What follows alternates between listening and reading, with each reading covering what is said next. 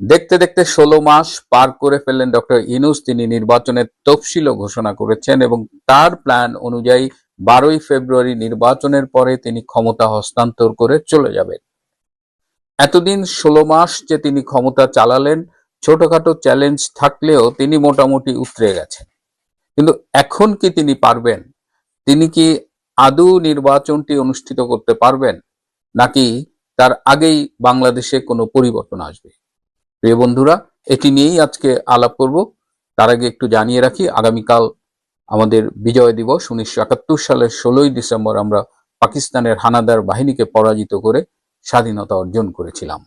সবাইকে বিজয় দিবসের শুভেচ্ছা, একদিন আগেই শুভেচ্ছা জানাচ্ছি। ডক্টর ইউনূস যখন ক্ষমতা নিয়েছিলেন তখন আপনারা জানেন গত বছরের ৮ই অগস্ট তিনি এই প্রধান উপদেষ্টার পদে আসীন হয়েছিলেন। তিনি ধারণা করেছিলেন যে তিনি আমৃত্যু ক্ষমতায় থাকবেন, যে কারণে তার আশেপাশে লোকজনকে আমরা প্রায়ই বলতে শুনতাম যে ৫ বছর ১০ বছর, এমনকি তিনি নিজেও বলেছেন যে মানুষ নাকি চায় তিনি আরো ৫০ বছর ক্ষমতায় থাকুক। তিনি প্রথম ধাক্কাটি খেয়েছিলেন গত বছরের নভেম্বরে মার্কিন প্রেসিডেন্ট নির্বাচনে, যেদিন ফলাফল প্রকাশিত হয় এবং ট্রাম্প জয়লাভ করে। কারণ আজকে যদি কমলা হ্যারিস আমেরিকার প্রেসিডেন্ট থাকলেন, তাহলে বাংলাদেশে ইউনূস গংয়ের কি অবস্থা হতো, এটা আমি যতবারই ভাববার চেষ্টা করেছি আমার গা শিহরে উঠেছে। যাই হোক, ট্রাম্প নির্বাচিত হবার পরে আমরা আশা করেছিলাম যে আমেরিকার যে বাংলাদেশ পলিসি বা সাউথ এশিয়ান পলিসি এবং বাইডেন যে কাজগুলো করেছিলেন সেগুলো থেকে ট্রাম্প প্রশাসন সরে আসবেন। কিন্তু তখন ইউনূস লবির পক্ষ থেকে বলা হয়েছে যে আমেরিকার প্রেসিডেন্ট পরিবর্তন হলেও নীতির পরিবর্তন হয় না, তাদের ফরেন পলিসির পরিবর্তন হয় না। আমরা বলছি হয়, তারা বলছে হয় না।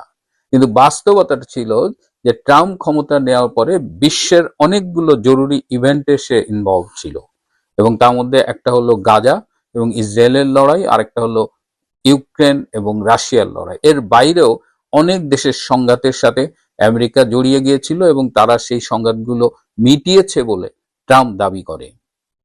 এই অবস্থায় বাংলাদেশে আমরা দেখেছি যে বাইডেন প্রশাসনের প্রভাবটা কিন্তু অনেকদিন ছিল। আর একটা জিনিস আমরা খেয়াল করেছি যে বাংলাদেশের ঢাকায় মার্কিন দূতাবাসে যারা কর্মরত ছিলেন এবং অনেকে এখনো আছেন, তারা বাইডেন প্রশাসন কর্তৃক এখানে প্রেরিত ছিলেন। তো ন্যাচারালি সেই মানুষগুলো বাইডেনের সেই পলিসি ইমপ্লিমেন্ট করার জন্য অনেক বেশি মনোযোগী ছিলেন। কিন্তু আজকে ঢাকা মার্কিন দূতাবাসের যদি আমরা তাকাই, বিশেষ করে আমেরিকান যারা কাজ করত, বাইডেন অ্যাডমিনিস্ট্রেশন যাদের এখানে পোস্টিং দিয়েছিল, তারা অধিকাংশই আমেরিকায় ফিরে গেছে। এখন এই ট্রেসি অ্যান্ড জ্যাকবসনের মতো কয়েকজন আছে। এবং গত অক্টোবর পর্যন্ত বলতে গেলে যে ট্রাম্প অ্যাডমিনিস্ট্রেশন সাউথ এশিয়ার ব্যাপারে তখনও পুরা গুছিয়ে আনতে পারেনি। এবং আপনারা দেখেছেন যে ভারতের সাথে 10 বছরের ডিফেন্স চুক্তি স্বাক্ষরিত হয়েছে আমেরিকার। বাণিজ্য চুক্তি হই হই করছে, যে কোনো দিন চুক্তি স্বাক্ষরিত হয়ে যেতে পারে। চুক্তির মূল অংশগুলো অনেক আগে সেটেলড হয়ে আছে। সুতরাং গত নভেম্বর, পুরো নভেম্বর জুড়ে কাতারে, ভারতে এবং বাংলাদেশ এবং কিছুটা আমেরিকায় এই 4টি দেশের সিরিজ বৈঠক হয়েছে এবং এই বৈঠকে মূলত বাংলাদেশের রাজনৈতিক ভবিষ্যৎ কি হবে সেটি নিয়েই আলোচনা হয়েছে। আরো অনেক বিষয় আলোচনা হয়েছে, তার মধ্যে একটি ছিল বাংলাদেশের রাজনৈতিক ভবিষ্যৎ। এবং এই নভেম্বরের সিরিজ অফ মিটিংস, এই 4টা দেশে বললাম, মূলত ভারতে এবং কাতারে। এবং ভারতে এই মিটিং গুলো করেছে অজিত দোভাল, ভারতের জাতীয় নিরাপত্তা উপদেষ্টা, এবং সার্জিও গার, যিনি ভারতে মার্কিন রাষ্ট্রদূত এবং তিনি এর বাইরে দক্ষিণ এবং মধ্য এশিয়াও ট্রাম্পের বিশেষ দূত হিসেবে কাজ করছেন। এর ফলে এই যে সিরিজ বৈঠকগুলো হয়েছে, এর ফলে আমেরিকার সাউথ এশিয়ান পলিসি, আমি যেহেতু বাংলাদেশের বিষয়গুলো নিয়ে কথা বলি, সো আমি বাংলাদেশ নিয়েই কথা বলবো। সো এই যে বাংলাদেশ নিয়ে ভারত, আমেরিকা এবং আমেরিকা মানে এর সাথে সাথে ইউরোপিয়ান ইউনিয়নও অনেকখানি ফলো করে তাদের। তো কি হবে বাংলাদেশের ব্যাপারে এই বিষয়গুলো তারা চূড়ান্ত করেছে। এবং এটি চূড়ান্ত করার পরে 5ই ডিসেম্বর বাংলাদেশ সময় রাতে, আমেরিকার সময় তখন দিন, তখন এটি ট্রাম্পকে জানানো হয় এবং ট্রাম্প সেই গৃহীত সিদ্ধান্তগুলো অনুমোদন দেন। এবং সেই দিন থেকেই বেসিক্যালি বাংলাদেশের ফেটটা নির্ধারিত হয়ে গেছে। আর একটা বিষয় আপনারা হয়তো জানেন না যে এর মধ্যে আমেরিকার প্রচুর প্রতিনিধি দল কিন্তু বাংলাদেশ ভ্রমণ করেছে, এবং সর্বশেষ একটা সেনা সদস্য দল তারা এসেছিল বাংলাদেশের সাথে। একটা কমন, এটা তাদের বাৎসরিক ডায়লগ ছিল, এবং সেই ডায়লগেও আমেরিকান টিমকে যিনি লিড করেছেন ব্রিগেডিয়ার জেনারেল সারা, তিনি আমাদের আর্মড ফোর্সেস ডিভিশনের লেফটেন্যান্ট জেনারেল কামরুলের সাথে মিটিং করেছেন, এবং কামরুলকে তিনি আমেরিকান ট্রাম্প সরকারের মনোভাব জানিয়ে গেছেন, এবং সেখানে তিনি বলেছেন যে মার্কিন প্রশাসন বাংলাদেশে একটি ইনক্লুসিভ নির্বাচন চায়। তার আগে কদিন আগে এই গত সপ্তাহে ফিরে গেল একটি অ্যাডভান্স টিম, যারা ফিরে গিয়ে রিপোর্ট দেওয়ার পরেই বাংলাদেশে খুব দ্রুত এর একটা বিশেষ দূত আসছেন। সেই দূত আসলে দুজন আসছেন, সাউথ এশিয়ার যে অ্যাসিস্ট্যান্ট সেক্রেটারি, স্টেট সেক্রেটারি পল কাপুর, এবং ওই সার্জিও গার্ড, যিনি ভারতে মার্কিন রাষ্ট্রদূত এবং এই অঞ্চলের ট্রাম্পের বিশেষ দূত। তারা আসছে বাংলাদেশে, এবং বাংলাদেশে এসে তারা বাংলাদেশের সকল স্টেক হোল্ডারদের ইনক্লুডিং ডক্টর ইউনূস তাদের জানিয়ে দেবে যে একটি ইনক্লুসিভ নির্বাচন তারা চায়।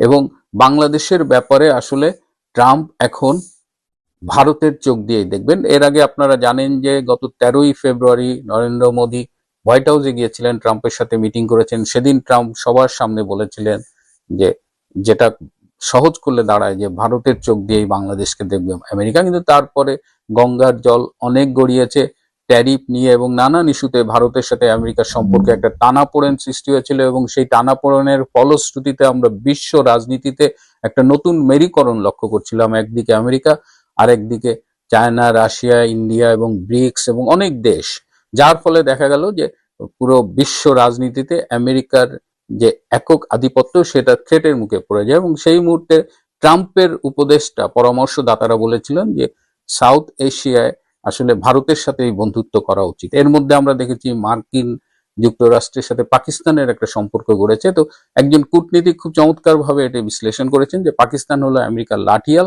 আর ভারত হলো তাদের বন্ধু। সভাপতি, যেহেতু বাংলাদেশের উপরে আমেরিকার এতদিনকার যে স্ট্র্যাটেজি ছিল সেটা পরিবর্তিত হয়েছে। ভারত তো বরাবরই এখানে একটি ইনক্লুসিভ নির্বাচন চেয়েছে। এদিকে ইউনূস এখন শুধুমাত্র পাকিস্তান এবং তুরস্কের সমর্থন ছাড়া আর কারো তেমন সমর্থন পাচ্ছে না, এবং এই অবস্থায় পাকিস্তান এবং তুরস্কও কিন্তু বেশ কিছুটা দ্বিধান্বিত যে আসলে কি হচ্ছে বাংলাদেশের রাজনীতি নিয়ে। তো এই যে একটা চ্যালেঞ্জ তৈরি হয়েছে, এই চ্যালেঞ্জ কি ডক্টর ইউনূস মোকাবেলা করতে পারবেন? তিনি কি আদৌ নির্বাচনটি অনুষ্ঠিত করতে পারবেন? এই বিশ্ব পরাশক্তির বিরুদ্ধে গিয়ে তিনি কি তার পরিকল্পনা অনুযায়ী জেনারেল ওয়াকার খানের সাথে মিলে জামাতকে ক্ষমতায় নিতে পারবেন? এই প্রশ্নটি এখন সামনে উঠে এসেছে, এবং রাজনীতিবিদরা বা রাজনৈতিক বিশ্লেষকরা মনে করেন যে এই মুহূর্তে ইউনূসের সামনে যে চ্যালেঞ্জ সেটি ওভারকাম করার সক্ষমতা ডক্টর ইউনূসের নেই। এবং ডক্টর ইউনূসের কিছু উপদেষ্টা, তারা এর আগে আমরা দেখেছি খুব সরব ছিল, বিশেষ করে রাষ্ট্রপতির বিভিন্ন কথার পরে তারা নানা রকমের কথা বলতো। কিন্তু সম্প্রতি রাষ্ট্রপতি যে ব্রিটিশ সংবাদ সংস্থা রয়টার্সে একটা ইন্টারভিউ দিয়েছিলেন, এবং সেখানে তিনি ডক্টর ইউনূসের সম্পর্কে বলেছেন 7 মাস তার সাথে যোগাযোগ নেই, এবং তিনি পদত্যাগের আগাম হুমকি দিয়ে রেখেছেন। তো সেটা অবশ্যই ইউনূস প্রশাসনের জন্য একটু বিব্রতকর ছিল। কিন্তু এরকম একটা সাক্ষাৎকার দেওয়ার পরেও আসিফ নজরুল এবং কোনো উপদেষ্টাই কিন্তু কোনো মন্তব্য করেনি। আসিফ নজরুলকে একটি সূত্র জিজ্ঞেস করেছিল যে তিনি এর আগে রাষ্ট্রপতির বিভিন্ন ইস্যুতে প্রতিবাদ করেছেন, কিন্তু এবার কেন তিনি এই সাক্ষাৎকারের পরে কোনো উচ্চবাচ্য করলেন না। আসিফ নজরুল জানিয়েছেন যে যেহেতু এটা ঢাকার একটা প্রভাবশালী রাষ্ট্রদূতের মধ্যস্থতায় হয়েছে, সেখানে তারা অসহায়, তাদের কিছু করার নেই।